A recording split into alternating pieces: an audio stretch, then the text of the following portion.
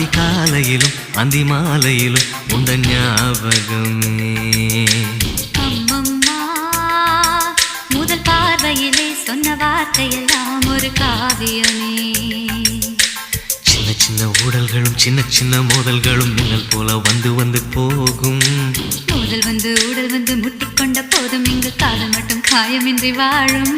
இது மாதங்கள் நாட்கள் செல்ல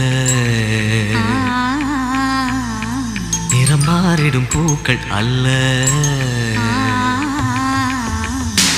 மீனம்மா அதிகாலையிலும் அந்தி மாலையிலும் உந்த ஞாபகமே.